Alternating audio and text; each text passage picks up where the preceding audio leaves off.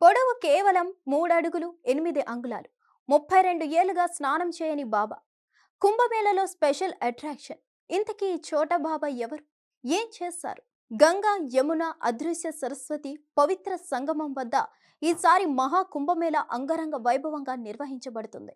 ఈ మహోత్సవంలో పాల్గొనేందుకు దేశవ్యాప్తంగా ఉన్న ఋషులు, సాధువులు, సన్యాసులు సంఘంలో విడిది చేశారు. ప్రయాగ్రాజ్ మహాకుంభ్లో వేలాది మంది సన్యాసులు ధునిని ధూమపానం చేస్తూ జపం, తపస్సు, ధ్యానంలో నిమగ్నమై ఉన్నారు.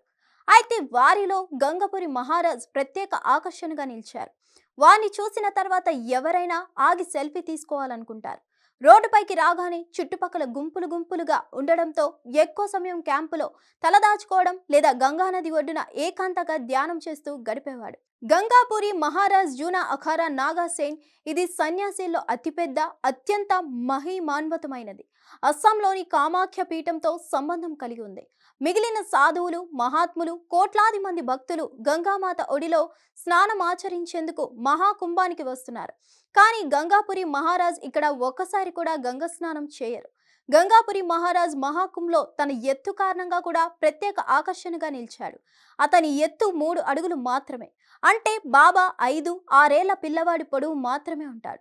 అతని వయసు 57 ఏళ్లు అయినప్పటికీ ఎత్తు తక్కువగా ఉండడంతో చాలా మంది చోటు బాబా అని, మరికొందరు చిన్న బాబా అని పిలుచుకుంటారు.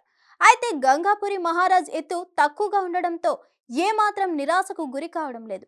కేవలం 3 అడుగుల ఎత్తు తన బలహీనత కాదని, తన బలమని అంటున్నాడు. దీనివల్ల ప్రజలు అతన్ని ఇష్టపడుతున్నారు. వారిని చూసేందుకు జనాలు పోటెత్తారు. గంగాపురి జీ మహారాజ్ కి సంబంధించి మరో ప్రత్యేకత ఏంటంటే అతను గత 32 ఏళ్లుగా స్నానం చేయలేదు. 32 ఏళ్లైనా నెరవేరని దాని వెనుక అతని ప్రతిజ్ఞ ఒకటి ఉంది.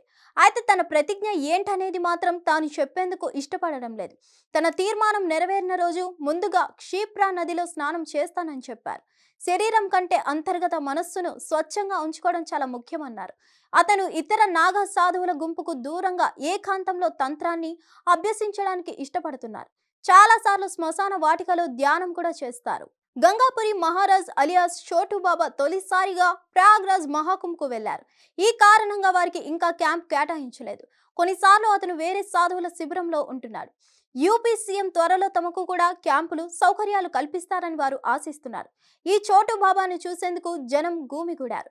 ఇతర సాధువులు, భక్తులు బాబా రూపానికి చిన్నవాడు కావచ్చు, కానీ అతను చాలా లోతైన విషయాలు మాట్లాడగలుగుతాడని చెప్పుకొచ్చారు. హిట్ టీవీ యాప్ ని డౌన్లోడ్ చేసుకోండి. ఇందులో short news, live news, entertainment movies అన్ని అవైలబుల్ గా ఉన్నాయి. Please download Hit TV app. Hit TV app hit TV యాప్ని ఫ్రీగా డౌన్లోడ్ చేసుకోండి.